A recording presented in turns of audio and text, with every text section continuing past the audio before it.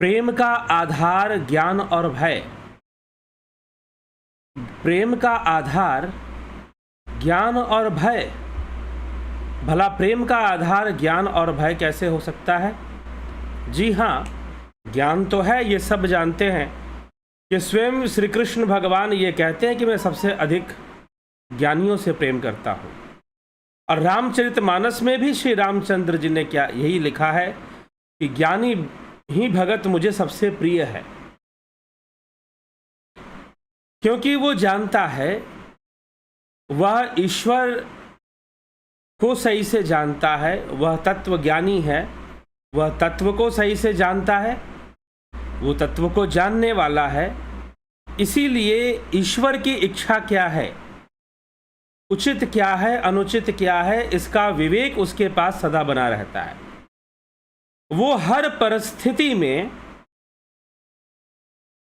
ज्ञान युक्त कर्म ही करता है, हर परिस्थिति में।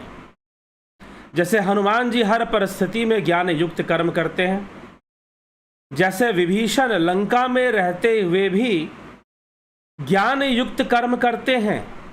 क्या करना उचित है, क्या अनुचित है, उनको पता है। नकारात्मक परिस्थितियों में भी वो सकारात्मक कर्म करने का विवेक रखते हैं। नकारात्मक परिस्थितियों में सकारात्मक कर्म करने का विवेक उनके पास है। इसके लिए कोई गुरु या कोई अवतारी पुरुष उनको आकर समझाएंगे, ऐसी उनको आवश्यकता नहीं है। तो वो भली भांति प्रकृति के तत्व को अच्छे से जानते हैं, उस पुरुष के तत्व को भी जानते हैं, परमात्म तत्व को भी जानते हैं। इसीलिए ऐसे ज्ञानी भक्त, हनुमान जी जैसे ज्ञानी भक्त, विभीषण जी जैसे ज्ञानी भक्तों को सब कुछ पहले से पता होता है कि ईश्वर की इच्छा क्या है, कुदरत क्या चाहती है, क्या होने वाला है। ऐसी बात नहीं कि वो कोई भविष्य वक्ता होते हैं या चमत्कारी बातों को वो जानते हैं, चमत्कार दिखाते हैं, बल्कि उनकी समझ, उनकी अंडरस्टैंडिंग इतनी विकसित हो जाती है, उनकी चेतना इतनी विकसित होती है कि वो स्वयं देख लेते हैं कि क्या करना चाहिए, क्या नहीं, क्या उचित, क्या अनुचित। हर परिस्थिति में, जीवन में आने वाली सकारात्मक नकारात्मक परिस्थितियां बन सकती हैं, जीवन में आने वाली विपरीत और अनुकूल परिस्थितियां बन सकती हैं। लेकिन विपरीत परिस्थितियों में कहां पर कितना निर्णय लेना है, कहां मुष्टिका का प्रहार करना है, कहां हाथ जोड़ना है, कहां गदा उठाना है, उनको भली भांति पता है। किसका त्याग करना है, किसको अपनाना है, वो जानते हैं। इसीलिए वो फिर वैसा ही निर्णय लेते हैं, वैसा ही कर्म करते हैं। तो विभीषण जी भी उसी प्रकार से हैं। तो विभीषण जी ने रावण को बहुत समझाया, मंदोदरी ने भी रावण को बहुत समझाया, और जो सेना थी वो आ गई समुद्र तट पर। हमने ये सारी बातें कल तक श्रवण कर ली हैं। और इस प्रकार से रावण को समझाने पर भी रावण ने क्रोधित होकर विभीषण को लात मारकर निष्कासित कर दिया, राज्य से, राज्य के संपूर्ण अधिकारों से बाहर निकाल दिया। तो फिर अब विभीषण को क्या करना चाहिए? विभीषण यही निर्णय लेते हैं कि मुझे कहाँ जाना चाहिए, तो श्री रामचंद्र जी के पास जाना चाहिए। और विभीषण उधर ही चल पड़ते हैं, श्री रामचंद्र जी के पास ही विभीषण चल पड़ते हैं। अब जब वो श्री रामचंद्र जी के पास विभीषण जाते हैं तो फिर क्या गोस्वामी तुलसीदास जी लिखते हैं, आइए हम उसको देखते हैं। सुंदरकांड के अंतर्गत अस कही चला विभीषण जबहि, अस कही चला विभीषण जबहि, आयुहीन भय सब तबहि, सारे आयुहीन हो गए। साधु अवज्ञा तुरत भवानी, कर कल्याण अखिल कै हानि। साधु अवज्ञा की बात दो बार आई है सुंदरकांड के अंतर्गत। एक जगह पर जब हनुमान जी रावण को समझाते हैं और रावण नहीं मानता है, तो गोस्वामी तुलसीदास जी लिखते हैं, साधु अवज्ञा कर फल वैसा, जरई नगर अनाथ कर जैसा।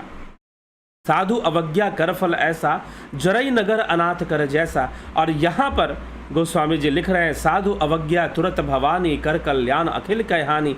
ये शिव जी कह रहे हैं पार्वती जी से कि ऐसा कहकर विभीषण ज्यों ही चले त्यों ही सब राक्षस आयुहीन हो गए, अर्थात उनकी आयु घट गई, उनकी मृत्यु निश्चित हो गई। शिव जी कहते हैं, हे भवानी, साधु का अपमान तुरंत ही संपूर्ण कल्याण की हानि कर देता है। परंतु विभीषण का तो कोई साधु वेश नहीं है। विभीषण ने तो कोई दाढ़ी बाल नहीं बढ़ा रखे हैं। विभीषण ने कोई ऐसे वस्त्र भी नहीं धारण कर रखे हैं। इसलिए साधु कौन? विभीषण को यहां पर साधु कहा जा रहा है। वहां पर हनुमान जी को कहा जा रहा है साधु के सवाद साधु, अवज्ञा कर फल ऐसा, जरई नगर अनाथ कर जैसा। वहां पर हनुमान जी को साधु कहा जा रहा है, यहां पर विभीषण जी को साधु कहा जा रहा है। तो साधु कौन? कियहु कुवेश साधु सन मानो, जिम जग जामवंत हनुमानो। कियहु कुवेश, कुवेश मतलब बुरा वेश। भले ही उनके पास साधु का वेश नहीं है, जैसे रावण। रामायण में यह बात बहुत ज्यादा महत्व रखती है और गोस्वामी तुलसीदास जी बार बार रिपीट कर कर ऐसे शब्दों का प्रयोग करते हैं जो हो सकता है कि साधु समाज, जो वेशधारी साधु समाज है, मैं ये नहीं कहता कि जो वेशधारी है वो पाखंडी ही है। हो सकता है कि जो वेशधारी हो उसमें अच्छे भी हों, परंतु जो वेशधारी साधु समाज और वेश धारण कर कर जिनकी साधुता सिद्ध होती है, जिनकी साधुता वेश धारण करके ही सिद्ध होती है, उनको जरूर चोट पहुंचेगी, उनको जरूर बुरा लगेगा। लेकिन जो वेश धारण करते हुए भी अगर साथ में साधु भी है, निश्चय से अपने कर्म से साधु हैं, अपने अभ्यास से साधु हैं, अपने मन इंद्रियों को जो साधने में लगे हैं, तो वो साधु कहलाएंगे। तो विभीषण यहां पर साधु हैं क्योंकि विभीषण ने साधु कर्म किया है। साधु कर्म का मतलब, कई बार लोग साधु का अर्थ भी बहुत बोलचाल में, व्यवहारिकता में अर्थ का अनर्थ हो चुका है। कई शब्दों का बहुत ही गलत अर्थ निकल चुका है हमारी भाषा में। अर्थ कुछ और है उसका, लेकिन अर्थ कुछ और ले लिया जाता है। ज्यादातर साधु उसे कहा जाता है कि साधु का मतलब होता है श्रेष्ठ। साधु का अर्थ समझिए, साधु का एक अर्थ होता है श्रेष्ठ। साधु का अर्थ होता है जिसने अपने आप को साध लिया। तो जो साध गया वो श्रेष्ठ तो हो ही जाएगा। इसलिए साधु साधु मतलब कि बहुत सुंदर, बहुत सुंदर, बहुत श्रेष्ठ, बहुत श्रेष्ठ, ऐसे भी कहा जाता है। साधु साधु भी कहा जाता है, किसी अच्छी चीज को देखकर साधु साधु कहा जाता है। तो इस प्रकार से साधु का मतलब श्रेष्ठ, साधु का मतलब सधा हुआ। लेकिन बाद में लोगों ने अर्थ का अनर्थ कर दिया। जो व्यक्ति बिल्कुल सीधा साधा रहता हो, चुपचाप रहता हो, कुछ ना बोलता हो, उसको एक थप्पड़ मार दो तो दूसरा गाल आगे कर देता हो, लोगों ने उसे साधु समझना शुरू कर दिया। क्योंकि ऐसी परिभाषा देने वाले ढोंगी साधु हमारे देश में आए, जिन्होंने समाज के लिए ना कुछ अच्छा किया, ना देश के लिए कुछ अच्छा किया। तो उन्होंने ऐसी परिभाषाएं बना दी और प्रचार कर दिया, और गलती से लोग उनके फॉलोअर बन गए। और जब उनका प्रचार हो गया तो फिर वही समस्या सामने आ गई। इसलिए यहां पर विभीषण जी को साधु कहा जा रहा है। विभीषण का कोई साधु वेश नहीं है। वैसे विभीषण ने कोई दाढ़ी बाल बढ़ाकर या घर त्याग कर कोई ऐसा वेश धारण किया हो, ऐसा नजर नहीं आता। साधु अवज्ञा तुरत भवानी, कर कल्याण अखिल के हानि। साधु अवज्ञा हुई है, साधु का अपमान हुआ है, विभीषण का अपमान हुआ है। लात मारकर लंका से रावण ने निकाल दिया है। तो क्या होगा फिर? रावण जब ही विभीषण त्यागा, भयो विभव बिनु तब ही अभागा। तभी रावण अभागा हो गया, जब से विभीषण को उसने त्यागा। तो किसने किसको त्यागा? क्या विभीषण ने रावण को त्यागा या रावण ने विभीषण को त्यागा? जरा इस पर विचार कीजिएगा। विभीषण ने रावण को त्यागा या रावण ने विभीषण को त्यागा? तो यहां पर सीधा सीधा यह प्रसंग आता है और गोस्वामी तुलसीदास जी साफ साफ शब्दों में लिख भी देते हैं, रावण जब ही विभीषण त्यागा। रावण ने विभीषण का त्याग किया, ना कि विभीषण ने रावण का त्याग किया। तो ये मत कहिए कि विभीषण रावण को छोड़कर राम से जाकर मिल गया, भाई के साथ धोखा कर दिया। बिल्कुल गलत बात है। इस तरह का इंटरप्रिटेशन करने वाले सनातन धर्म विरोधी हैं। वो सही से जानबूझकर गलत अर्थ निकालकर लोगों को बताते हैं। और कई बार जब गलत अर्थ को भी इतने मासूमियत से बताया जाता है तो लोगों के दिमाग में ज़्यादा बैठ जाता है, और लोग फिर सोचते भी नहीं है, हाँ जी गुरु जी तो ऐसे ही प्रवचन में सुना रहे थे कि घर का भेदी लंका डाहे, ऐसा ही प्रवचन सुना रहे थे तो हमने वही मान लिया फिर, और अब तक वही मानते आ रहे हैं। लेकिन रामायण तो पढ़नी चाहिए, मानस तो पढ़नी चाहिए। रावण जब ही विभीषण त्यागा, भयो विभव बिनु तब ही अभागा। रावण ने विभीषण का त्याग किया और विभीषण का त्याग करने से वैभवहीन हो गया। ऐश्वर्यहीन हो गया और अभागा हो गया। ये गोस्वामी जी लिख रहे हैं। चले वो हर्षि रघुनायक पाही, करत मनोरथ बहु मन माही, देखिए जाई चरण जल जाता, अरुण मृदुल सेवक सुखदाता, जे पद परसि तरी ऋष नारी, दंडक कानन पावनकारी। कि चले वो हर्षि रघुनायक पाही, श्री राम जी से मिलने के लिए विभीषण चल पड़े। करत मनोरथ बहु मन माही, मन में बहुत सारे मनोरथ कर रहे हैं, क्योंकि श्री रामचंद्र जी को मिले तो नहीं है कभी, जानते भी नहीं है कि वो कैसा व्यवहार करेंगे। अगर वो जानते भी हैं तो ईश रूप में जानते हैं, तत्व रूप में जानते हैं, और वैसा जानते हुए ही अपने कर्मों को उन्होंने सही ढंग से किया है। उन कर्मों का ही भरोसा है। विभीषण को किस बात का भरोसा है? अपने कर्मों का भरोसा है, अपने ज्ञान का भरोसा है। उस भरोसे पर विभीषण जी चलते हैं कि उन्होंने लंका में किस प्रकार से अपना जीवन व्यतीत किया है। जैसे दांतों के बीच में जिह्वा रहती है, बेचारी बड़ी बच बच के रहती है, लेकिन फिर भी कभी कभी दांतों के बीच में आकर कभी कभी कटती है, सबको पता है। वैसे विभीषण ने अपना जीवन व्यतीत किया है लंका में। तो लंका में विभीषण का रहना ही अपने आप में एक बहुत बड़ी तपस्या है। वैसे तो विभीषण तपस्वी हैं, उन्होंने कठोर तप भी किया रावण और कुंभकर्ण के साथ, लेकिन फिर भी उनकी एक बहुत बड़ी तपस्या है कि प्रतिकूल परिस्थितियों में नेगेटिव सर्कमस्टेंसेस, नकारात्मक परिस्थितियों में वो रहते हुए अपने आप को अपने धर्म में बनाए रखना, यह बहुत बड़ी वीरता होती है। यह बहुत बड़ी वीरता होती है।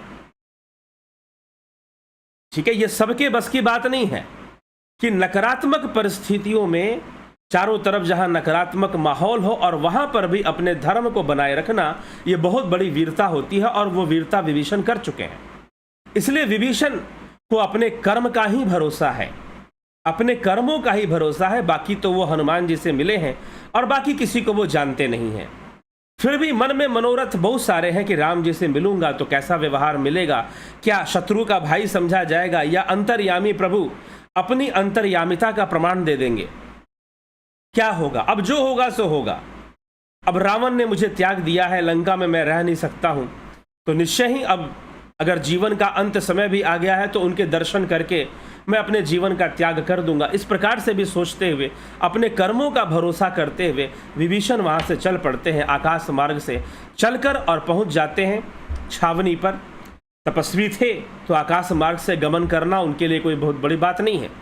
देखिए जाई चरण जल जाता, अरुण मृदुल सेवक सुखदाता, जे पद परसि तरि ऋष नारी, दंडक कानन पावनकारी। भगवान कोमल और लाल वर्ण के सुंदर चरण कमलों के दर्शन करूंगा, जो सेवकों को सुख देने वाले हैं। चरणों का स्पर्श पाकर ऋषि पत्नी अहिल्या तर गई, दंडक वन पवित्र हो गया। जे पद जनक सुता उरलाई, कपट कुरंग संग धरधाय, हर उर सर सरोज पद जेई, अहो भाग्य में देखे उतई। मुझे चरणों के दर्शन होंगे, जिन पायन के पादुकनी भर तो रहे मन लाई। भरत ने जिन चरण कमलों के पादुका को ले लिया था, उन चरणों के दर्शन मुझे होंगे। यही विध करत प्रेम विचारा, आयो सपदि सिंधु यही पारा। कपिन विभूषण आवत देखा, जाना को रिपुदूत विशेषा। जब वानरों ने विभीषण जी को देखा कि कोई ऐसा राजसी वेश धारण कर कर आया है, लगता है असुर राज स्वयं आया है क्या, रावण ही तो कहीं नहीं आ गया।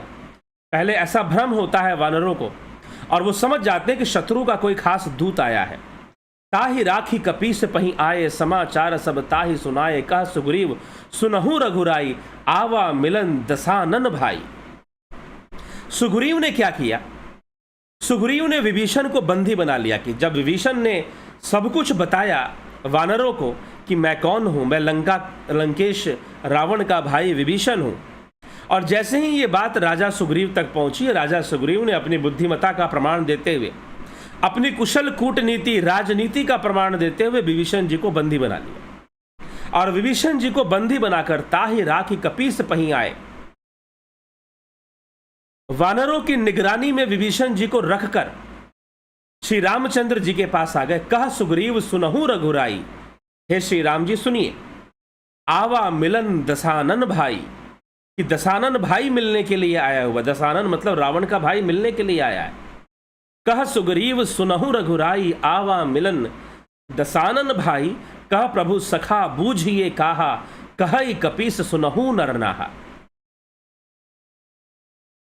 आप बताइए क्या करें, रावण का भाई विभीषण आया है, आपसे मिलना चाहता है।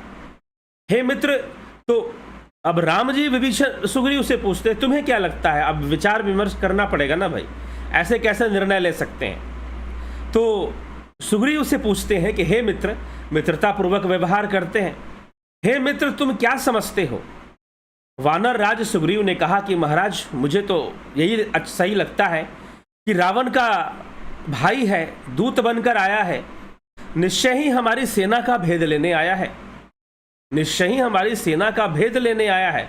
जैसे हमने हनुमान जी को भेजा था, हनुमान जी गए थे और सारा भेद लेकर आए थे, वैसे ही रावण भी भेद लेने के लिए अपने भाई को भेजा है। मुझे तो यही लगता है, भले वो बोल रहा है कि आपकी शरण में आया है, और मेरे विचार से विभीषण को बंदी बनाकर हमें रखना चाहिए।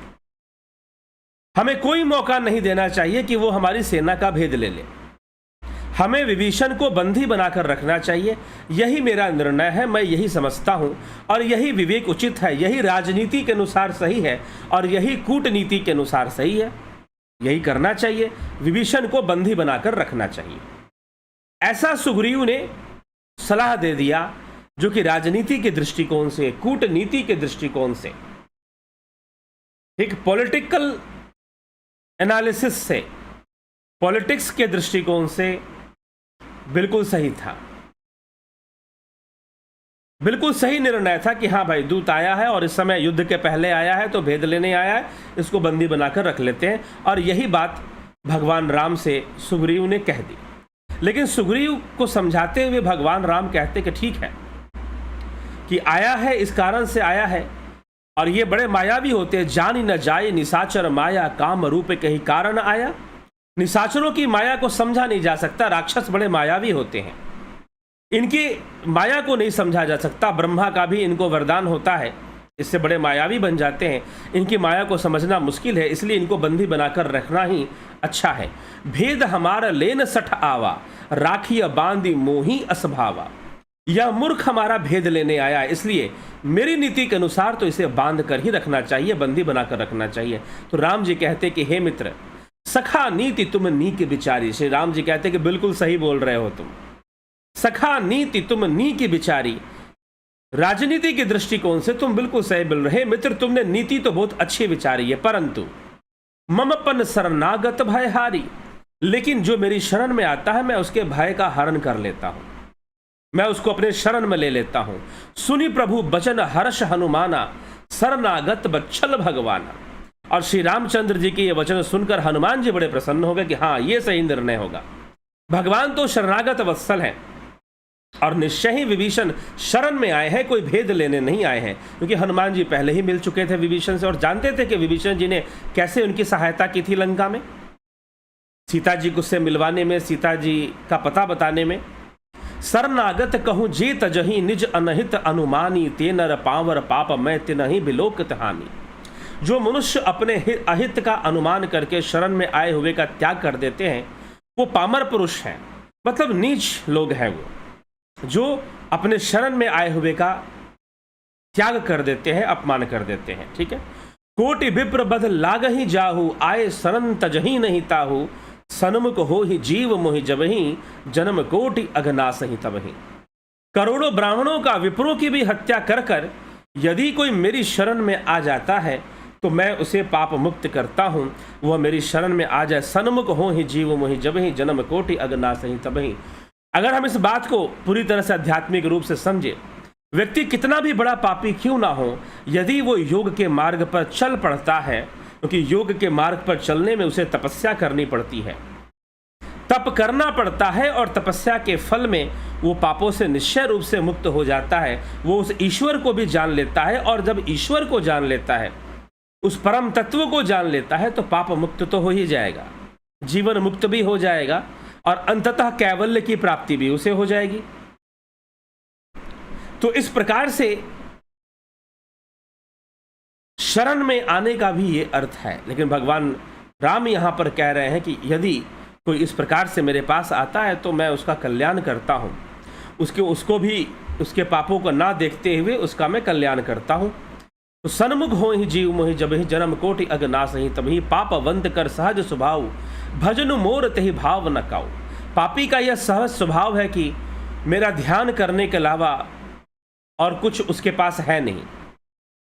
जो पापी हैं उनको मेरा भजन, मेरा ध्यान कभी उनसे होगा ही नहीं, उनको मेरा भजन सुहाता ही नहीं है, वो कभी ध्यान कर ही नहीं पाएंगे, क्योंकि उनका मन हमेशा विचलित रहेगा, पापमय रहेगा और दुखमय रहेगा। कभी इधर भागेगा, कभी उधर भागेगा। पाप करने वाला व्यक्ति हमेशा इधर उधर भागता रहता है, सोचता रहता है। यदि वह रावण का भाई निश्चय ही दुष्ट हृदय का होता तो क्या वह मेरे सम्मुख आ सकता था? वो मेरे सम्मुख आने का सामर्थ्य नहीं रखता। अगर वो दुष्ट हृदय होता तो निर्मल मनजन सो मोहि पावा मोहे कपट छल छिद्र न भावा। श्री रामचंद्र जी कहते हैं निर्मल मनजन सो मोहि पावा। ईश्वर तक कौन पहुंच पाएगा? जिसने अपने मन को निर्मल कर लिया है, जो निवृत्ति हो गया है, अर्थात वृत्ति निरोध कर लिया है जिसने। और मन निर्मल तभी होगा जब वृत्तियों का निरोध होगा। तो निर्मल मन जन सो मोहि पावा, निर्मल मन जिसका हो चुका। निर्मल मन कहने का मतलब जिसका मन साफ हो गया है, बहुत तरह के ख्याल, बहुत तरह के विचार, बहुत तरह की बातें जिसके मन में नहीं है, वो मात्र ईश्वर के ध्यान में ही लीन होना चाहता है, वो ध्यान योग में ही लीन हो जाना चाहता और उसका कोई लक्ष्य नहीं है। तो निर्मल मन जन सो मोहि पावा मोहि कपट छल छिद्र न भावा भेद लेन पठवा दस सीसा तबहु न कछु भय हानि कपीसा। यदि भेद भी लेने भेजा है, यदि भेद लेने भी भेजा है तो मेरी कोई हानि नहीं हो पाएगी। वो मेरा क्या भेद ले लेगा? ठीक है, तो कोई भेद नहीं ले पाएगा। जह मखु सखा निसाचर जेते लक्ष्मण हनई निमिष महु तेते जऊ सभीत आवा सरनाई रखी हूं ताहि प्राण की नाई। क्योंकि हे सगे जगत में जितने भी राक्षस हैं, लक्ष्मण क्षण भर में उसको मार सकते हैं। अगर उसने मेरा भेद ले लिया या मेरा कुछ अहित कर दिया या फिर षड्यंत्र रचकर आया है और मुझे मारता है तो लक्ष्मण पर्याप्त हैं। जगत भर में राक्षसों को मारने के लिए लक्ष्मण जी अकेले पर्याप्त हैं। ठीक है, मार सकते हैं। यदि वह भयभीत होकर मेरी शरण आया है तो मैं उसके प्राणों को रखूंगा, लेकिन यदि वो भयभीत होकर मेरी शरण में आया है तो मैं उसकी रक्षा जरूर करूंगा। यह मेरा कर्तव्य बनता है। उभय भाति तेहि आनहु हंसी कह कृपा निकेत जय कृपाल कही कपि चले अंगत हनु समेत। तब अंगद और हनुमान सहित सुग्रीव जी कपालु श्री राम जी की जय कहते हुए वहां से चल पड़ते हैं और विभीषण जी को ले आते हैं श्री रामचंद्र जी के सामने। सादर ते ही आग करी बानर चले जहां रघुपति करुणा कर दूर ही ते देखई दऊ भ्राता नयना आनंद दान के दाता। सम्मान के साथ विभीषण जी को लाया गया, लेकिन सम्मान भी कितना? अभी वानरों को पता नहीं है कि विभीषण का कितना सम्मान होने वाला है। फिर भी सुग्रीव जी को राम जी ने समझाया है तो कहते ठीक है भाई, वो शरण में आया है, बोल रहा है और श्री रामचंद्र जी को कोई दिक्कत नहीं है, तो उसको ले आते हैं। तो विभीषण ने दूर से ही देखा और आंखों में आंसू आ गए। बहुरी राम छवि धाम बिलो की रहे ठटुकी एक टक पल रोकी भुज प्रलंब कंजारुन लोचन श्यामल गात प्रणत भय मोचन। राम जी को देखकर विभीषण के नेत्रों में आंसू आ गए और आंसू लाकर नाथ दसानन कर मैं भ्राता निश्चर वंश जन्म सुरत्राता। मैं अपना परिचय दिया विभीषण ने कि हे नाथ, मैं दसानन का भ्राता हूं, मैं भाई हूं। कभी छुपाने का प्रयास नहीं किया कि मैं कौन हूं। हनुमान जी यही तो देख रहे थे कि विभीषण जिस वेश में मुझे मिले थे उसी वेश में आए। नाथ दसानन कर मैं भ्राता, मैं रावण का भाई हूं, दसानन का भाई हूं। निशिचर वंश जन्म सुरत्राता, निशिचर राक्षस कुल में मेरा जन्म हुआ है। मेरा तामसी सुर है, शरीर है, यद्यपि राक्षस कुल है नहीं, क्योंकि पहले ही रामचरितमानस में पुलस्त्य कुल लिखा गया है, लेकिन फिर भी रावण के साथ जन्म होने के कारण अपने आप को विभीषण राक्षस ही मानते हैं और बार बार अपने आप को तामसी कहकर श्री रामचंद्र जी के चरणों में अपना सर नवाते हैं। तो मेरा तामसी शरीर स्वभाव से ही मुझे पाप प्रिय है, क्योंकि पहले ही रावण को पुलस्त्य कुल में जन्म बता दिया गया है। तुलसीदास जी ने स्वयं बताया, एक बार नहीं कई बार बताया है। श्रावण सुजसु सुनि आयहूं प्रभु भंजन भव भीर त्राहि त्राहि आरती हरन शरण सुखद रघुवीर। और इस प्रकार से आकर रघुवर मेरी रक्षा कीजिए, शरणागत को शरण दीजिए, ऐसी बात विभीषण ने रखी। अस कही करत दंडवत देखा तुरंत उठे प्रभु हर्ष विशेषा दीन बचन सुनी प्रभु मन भावा भुज विशाल गही हृदय लगावा। और हृदय से विभीषण को लगा दिया और जैसे ही विभीषण आए श्री रामचंद्र जी ने कहा कि कहू लंकेश सहित परिवारा, कुशल कुठाहर बास तुम्हारा। अनुज सहित मिल ढिग बैठारी, बोले बचन भगत भयहारी। छोटे भाई लक्ष्मण जी सहित गले मिलकर अपने पास बैठाकर, अपने बराबर में बिठाकर विभीषण जी से कहते हैं कि कहू लंकेश सहित परिवारा, लंकेश परिवार सहित अपना कुशल कहो। तुम्हारा निवास बुरी जगह पर है, कुशल कुठाहर बास तुम्हारा। तुम तो लंका में रहते हो, लेकिन तुम हो धर्मात्मा आदमी, फिर भी तुम राक्षसों के बीच में रहते हो, तो कैसे बीतती है तुम्हारी। कहू लंकेश, लंकेश शब्द का प्रयोग। अब सुग्रीव तो बेचारा राजनीति का लोभी आदमी, सुग्रीव ने सोचा कि भाई लंकेश कैसे कह दिया, ये लंकेश तो है नहीं। धीरे से सुग्रीव गया और श्री रामचंद्र जी के कान में बोलता है कि नहीं प्रभु, ये लंकेश नहीं, ये लंकेश का भाई है, ये लंकेश का भाई है। राम जी ने कहा कि नहीं, मेरे लिए यही लंकेश है, मेरे लिए लंका का राजा यही है। अगर तुम्हें भ्रम है तो आओ, अभी मैं इसका राज्य तिलक कर देता हूं। अब सुग्रीव को तो ये बड़ा नाटकीय लगा कि अभी राज्य तिलक कैसे, अभी तो हमने युद्ध भी नहीं किया, अभी तो लंका जीती भी नहीं, और अभी राज्य तिलक। सुग्रीव को संशय हो गया, लेकिन हनुमान और अंगद जैसे जो वानर थे उनको बड़ी प्रसन्नता हो गई कि इसका मतलब कि युद्ध में विजय निश्चित है। अगर श्री राम जी लंका विभीषण का राज तिलक करते हैं, उसे लंका का राजा अभी से घोषित करते हैं, और उसे लंकेश का भाई ना बोलकर बार बार लंकेश कह रहे हैं, सुनहु लंकेश, लंकेश शब्द प्रयोग कर रहे हैं। कहू लंकेश सहित परिवारा, कुशल कुठाहर बास तुम्हारा। संशय हुआ सुग्रीव को और अन्य वानरों को, लेकिन हनुमान जी प्रसन्न हो गए कि ये श्री रामचंद्र जी घोषणा कर रहे हैं कि लंका पर विजय तो निश्चित है, लंका पर विजय तो निश्चित है। अनुज सहित मिले ढिग बैठारी, बोले बचन भगत भयहारी। लक्ष्मण जी के साथ बराबर में बिठाया। खल मंडली बसहूं दिन राति, सखा धर्म निबहई कही भांति। मैं जानहूं तुम्हारी सब रीति, अति नय निपुण न भाव अनीति। मैं तुम्हारी सब नीति जानता हूं, दिन रात दुष्टों की मंडली में बसते हो, फिर भी धर्म निभाते हो। तुम्हारा धर्म किस प्रकार निभता है मैं तुम्हारी सब रीति जानता हूं। तुम अत्यंत नीति निपुण और धार्मिक हो, तुम्हें अनीति नहीं सुहाती है।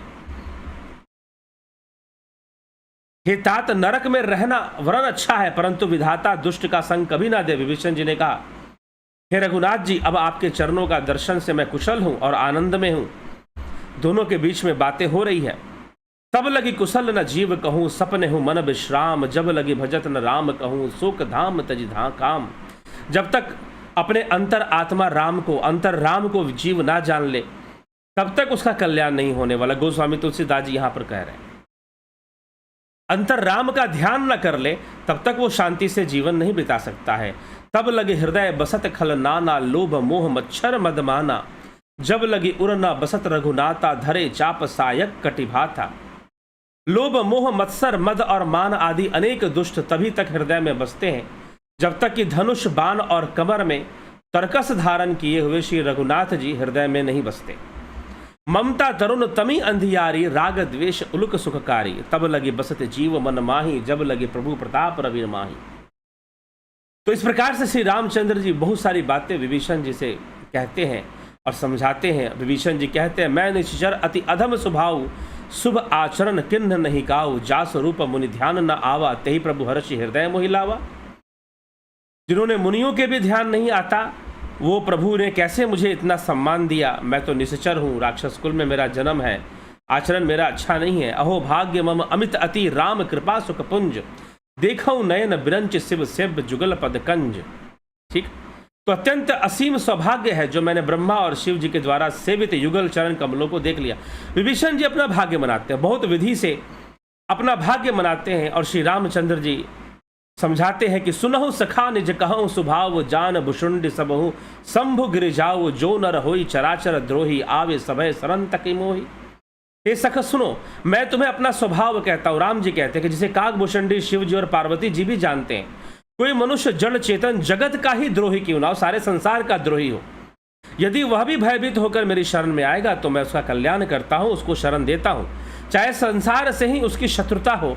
और जो सही रास्ते पर चलते हैं, आध्यात्मिक रास्ते पर चलते हैं, उनकी शत्रुता तो संसार से हो ही जाती है।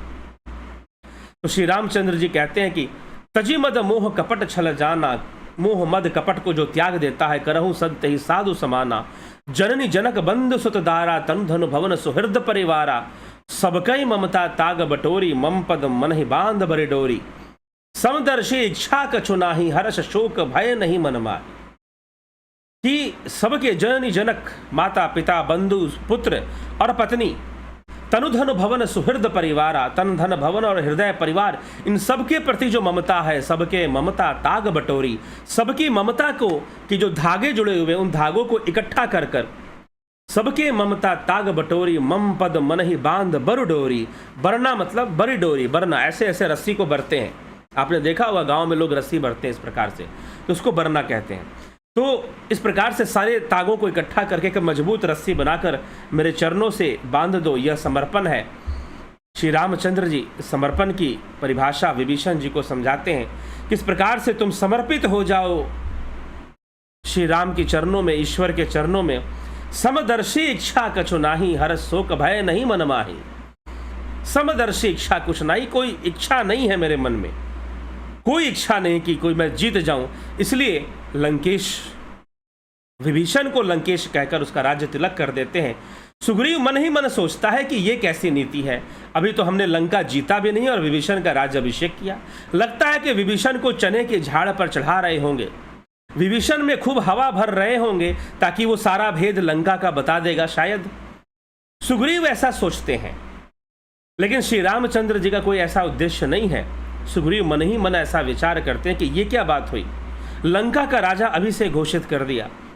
भगवान श्री रामचंद्र जी ने कहा कि अभी तो, सुग्रीव ने कहा कि अभी तो हमने लंका जीती भी नहीं है प्रभु, फिर कैसे, लंका जीती भी नहीं है, अभी तो युद्ध होना बाकी है। तो श्री रामचंद्र जी अब क्या समझाएं सुग्रीव को, सुग्रीव को बात समझ में नहीं आ रही है। हनुमान जी समझ गए, अंगद जी समझ गए, कई वानर समझ गए, नल नील जामवंत सब समझ गए कि इसका मतलब कि लंका पर विजय तो निश्चित ही है, परंतु सुग्रीव को अभी भी बात समझ में नहीं आई। सुग्रीव ने फिर प्रश्न कर दिया, क्योंकि भाई लंका का राज्य मिलेगा तो राजनीति के हिसाब से मैंने भी राम जी का साथ दिया है, तो आधा राज्य मेरा होना चाहिए और आधा राज्य श्री रामचंद्र जी का होगा, आधा आधा का हिस्सा बंटना चाहिए, क्योंकि सुग्रीव के मन में अभी भी वही राजनीति, बंटने बांटने वाली राजनीति है, वही कूटनीति है। लेकिन श्री रामचंद्र जी ने सुग्रीव को स्पष्ट कर दिया, भाई न तेरा होगा न मेरा होगा, जो सच्चा अधिकारी है उसी का होगा, और सच्चा अधिकारी विभीषण जी। लंका का राजा बनने के सच्चे अधिकारी स्वयं विभीषण जी हैं, तो ना तेरा होगा ना मेरा होगा, हम तो यहां पर युद्ध करने आए हैं, इस पृथ्वी को राक्षसों से मुक्त करने आए हैं, धर्म के स्थापना के लिए हम युद्ध कर रहे हैं, दूसरा कोई कारण नहीं है। धर्म स्थापना के लिए निष्काम भावना से युद्ध करो। श्री रामचंद्र जी के मन में निष्काम भाव है, कोई लंका का राज्य हड़पने की कोई इच्छा नहीं है, और ना वो ये चाहते कि सुग्रीव को ऐसा मन में रखे। तो सुग्रीव की भी सारी दुविधा, क्योंकि सुग्रीव मन में बहुत सारी बातें लेकर चल रहा था। यदि रावण से युद्ध होता है और हम विजयी होते हैं, विजयी हम होंगे क्योंकि वो राम जी के प्रताप को पहले ही देख चुका था कि कैसे श्री रामचंद्र जी ने बाली को वध कर दिया, जो रावण को भी अपनी काख में दबा कर रखता था।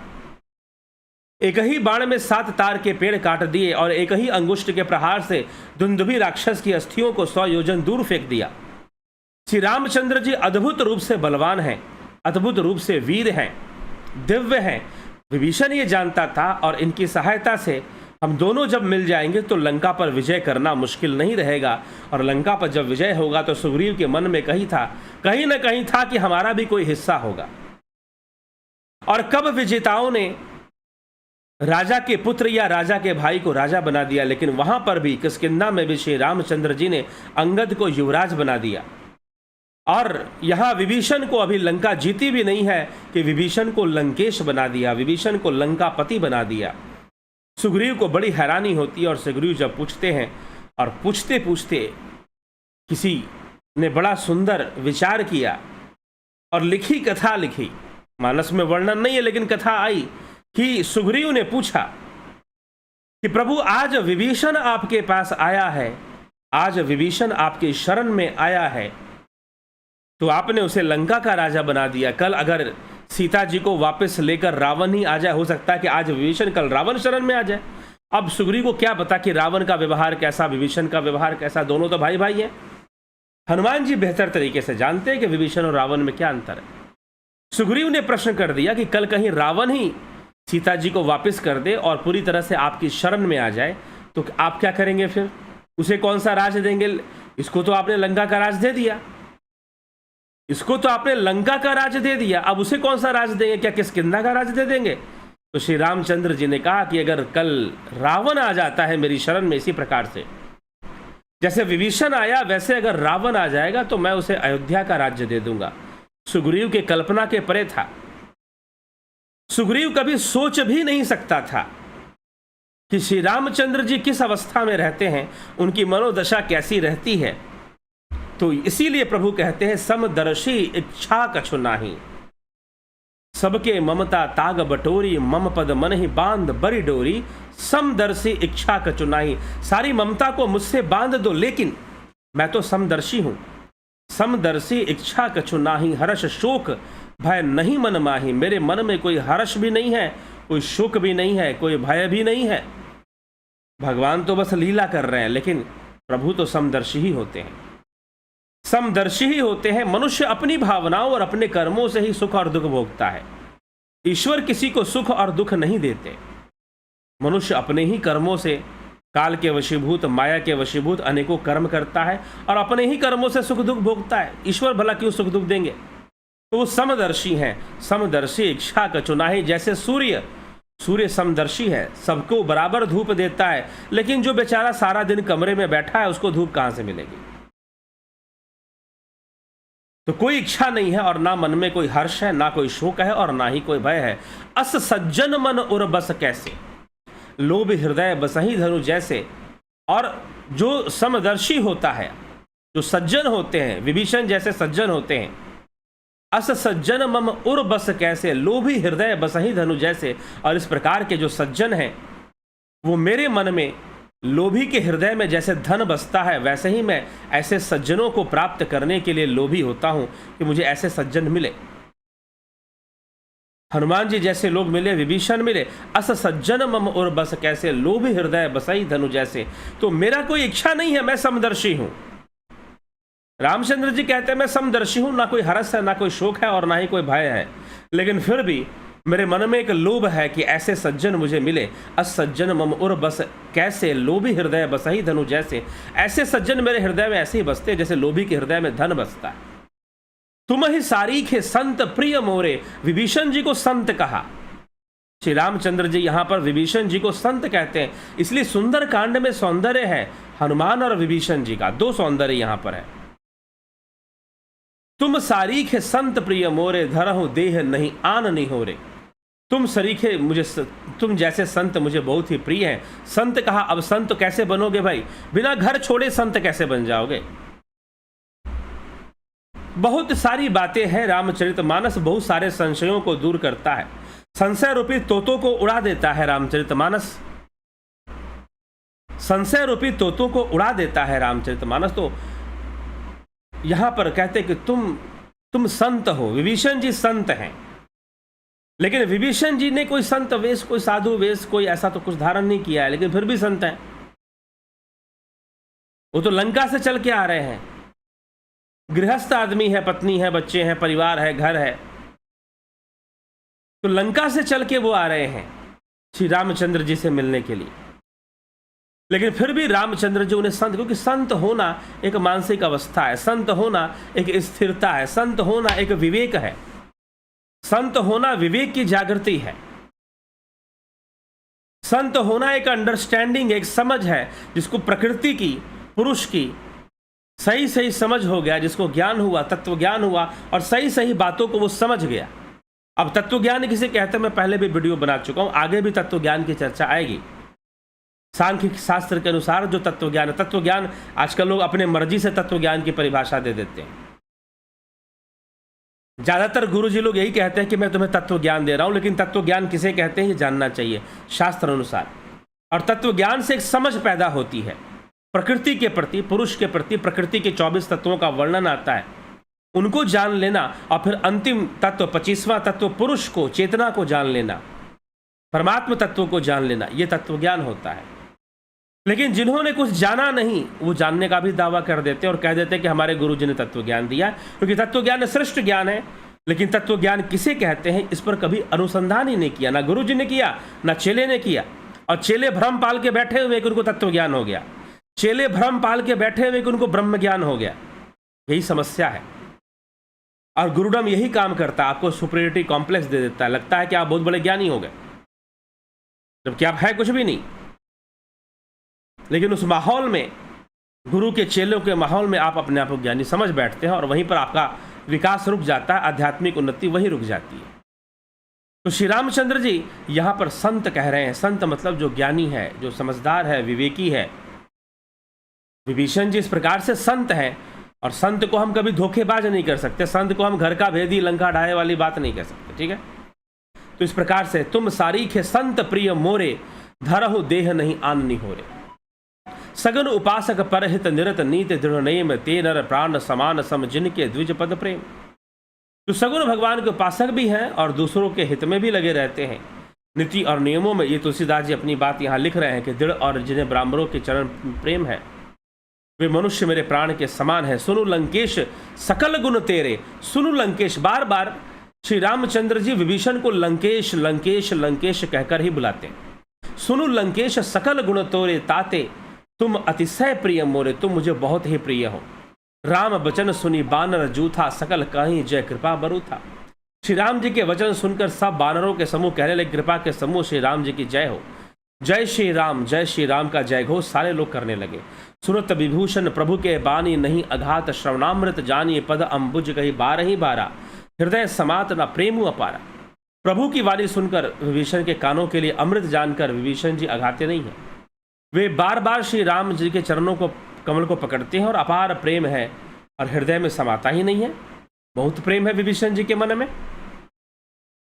सुनहु देव सचराचर स्वामी, प्रणत पाल उर अंतर जामी, उर कछु प्रथम बासना रही, प्रभु पद प्रीति सरित सो भई। कि सबके हृदय के भीतर की जानने वाले आप हैं।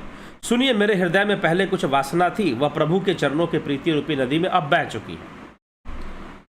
अब कृपाल निज भगति पावनी, देहु सदा शिव बन भावनी, एव मस्तु कही प्रभु रण धीरा, मागा तुरत सिंधु कर नीरा। अब तो हे कृपाल, शिव जी के मन के सदैव को प्रिय लगने वाली अपने पवित्र भक्ति मुझे दीजिए। एवं मस्तु कहकर रणधीर प्रभु श्री राम जी ने तुरंत ही समुद्र का जल मांगा। और समुद्र का जल मांगर यद्यपि सखा तब इच्छा नाही, मोर दरुष अमोघ जग माही, अस कही राम तिलक तही सारा, सुमन वृष्टि नभ भई अपारा।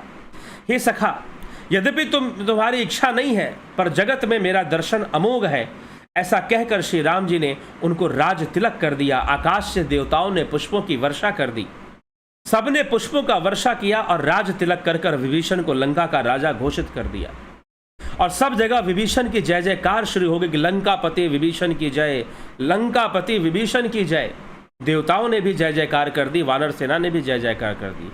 रावण क्रोध अनल निज, श्वास समीर प्रचंड, जरत विभीषण राखे दिनेहु राजु अखंड।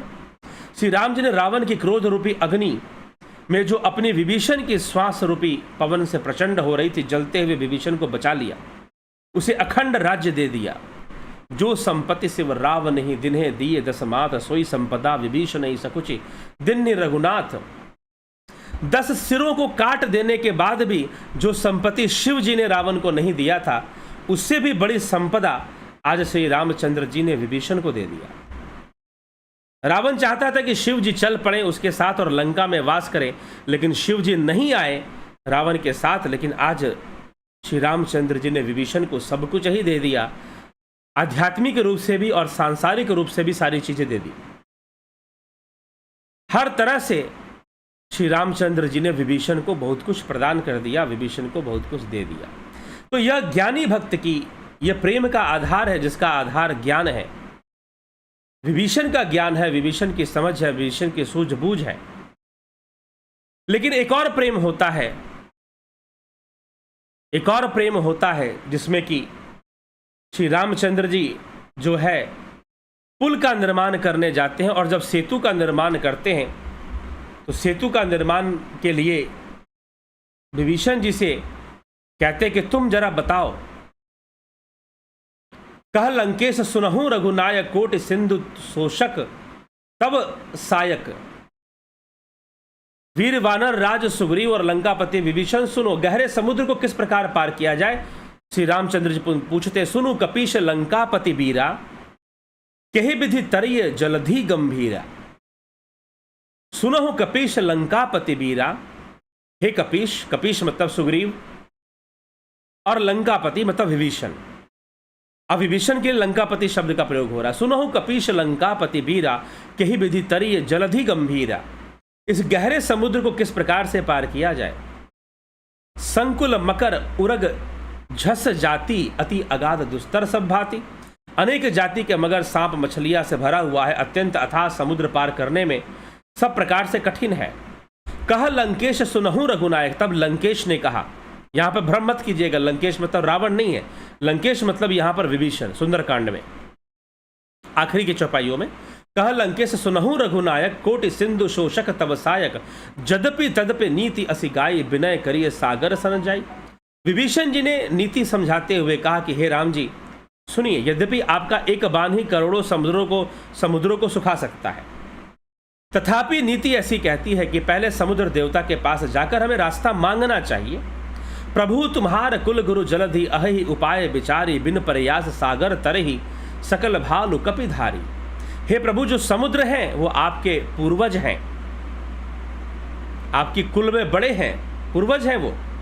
वे विचारक उपाय बता देंगे, तब ऋक्ष और वानरों की सारी सेना बिना ही परिश्रम के समुद्र के पार उतर जाएगी, बिना परिश्रम के उतर जाएगी। बड़ा विचित्र लगा सबको ये बात। अगर क्यों भाई, अब पूर्वज कैसे हो गए? पूर्वज हैं और आपकी बात मान जाएंगे। पूर्वज क्यों कहा? क्योंकि एक रघुकुल में इक्ष्वाकु वंश में रघुकुल में एक राजा हुए जिनका नाम था सगर। तो राजा सगर ने बहुत कठोर तपस्या की थी और सागर का निर्माण किया था, इसलिए समुद्र देव को यहां पर पूर्वज कहा जा रहा है। सखा कही तुम नीति उपाय, करिय दैव जो होई सहाय, मंत्र न यह लक्ष्मण मन भावा, राम बचन सुनी अति दुख पावा। सखा कही तुम नीति उपाय, आप अच्छी नीति को अपनाइए और देवताओं से एक बार प्रार्थना कर लीजिए। लेकिन लक्ष्मण जी को यह नहीं भाया। मंत्र न यह लक्ष्मण मन भावा, यह सलाह लक्ष्मण जी के लिए मन को अच्छी नहीं लगी। श्री राम जी के वचन सुनकर तो उन्होंने बहुत ही दुख पाया। नाथ दैव कर कवन भरोसा, सोशिय सिंधु करिय मन रोसा, कादर मन कहु एक आधारा, दैव दैव आलसी पुकारा। लक्ष्मण जी ने कहा कि हे नाथ, देव का कौन भरोसा, देवता तो वैसे भी रावण के वश में है, देवताओं का कौन सा भरोसा। मन में क्रोध कीजिए और समुद्र को सुखा डालिए। यह दैव तो कायर के मन का एक आधार है कि लोग दैव दैव कहकर संसार की चीजें मांगते हैं देवताओं से।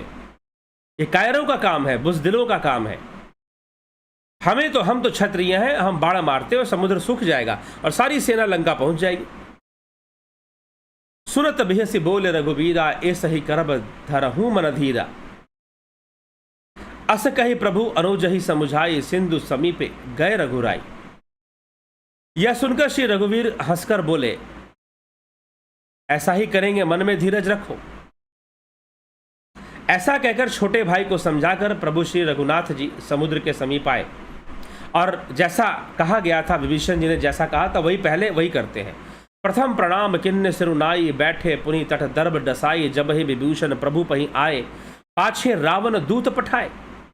उन्होंने पहले सिर नवाकर प्रणाम किया और फिर किनारे पर कुश बिछाकर बैठ गए और प्रार्थना करने लगे समुद्र देव से। लेकिन कहते हैं कि समुद्र उठते नहीं है, 3 दिन बीत जाते हैं। तब श्री रामचंद्र जी कहते हैं, समुद्र की मूर्खता देखकर, अभी आगे हम इसका वर्णन करेंगे, तो जल दिन मानत जलद जल गए, 3 दिन बीती, बोले सकोप राम तब भय बिनु होय न प्रीति। भय बिना प्रेम नहीं होता ऐसे लोगों को जो दुष्ट प्रवृत्ति के हैं। लेकिन यह एक अलग प्रसंग है, हम इस प्रसंग की चर्चा अलग से अवश्य करेंगे। तो भय के बिना, लेकिन यहां पर दूसरा आधार, 2 प्रकार का प्रेम है, एक विभीषण का प्रेम है और एक समुद्र देवता का प्रेम है श्री रामचंद्र जी के प्रति। एक विभीषण का प्रेम है और एक समुद्र देवता का प्रेम है। तो जो विभीषण का प्रेम है वो ज्ञान के कारण है और जो समुद्र देव का प्रेम है वो भय के कारण है। भय बिनु होय ना प्रीति, भय के बिना प्रेम नहीं होता है। तो कैसे भय के बिना प्रेम नहीं होता है, समुद्र देवता कैसे प्रकट होते हैं, और क्या क्या इसमें घटनाएं आती हैं। फिर लंका रावण अपने दूतों को भी भेजता है कि जाओ पता लगा कर आओ, इनके पीछे पीछे जाओ और सारी घटना पता लगाओ क्या चल रहा है। गुप्तचर भेजता है रावण, उनकी भी कथा आती है।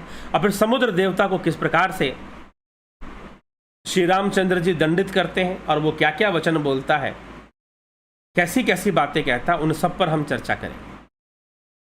ठीक है, आगे बढ़ते हुए क्रम में उन सब पर चर्चा होगी। तो चलिए अभी जो है विराम की ओर चलेंगे। आपके कमेंट्स भी हैं, उनको भी थोड़ा देखेंगे, क्या आप कहते हैं क्या नहीं कहते हैं। तो संत कुमार भाटी जी, कमलेश खैरनर जी, भरत छबलानी जी, जगत नारायण जी, हरीश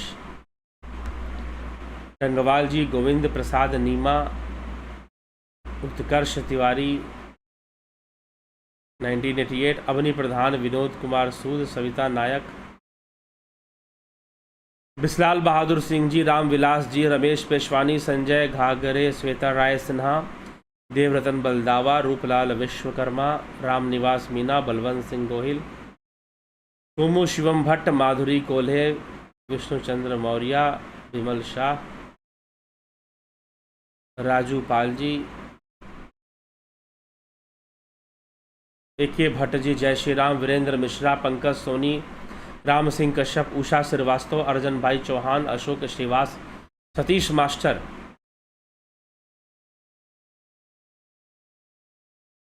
रचना आर.के. गंभीर शाह, मिस्टर लवलेश, भगवती यादव, कुंभराम, चंद्र कुमार साहू, अनिल कुमार,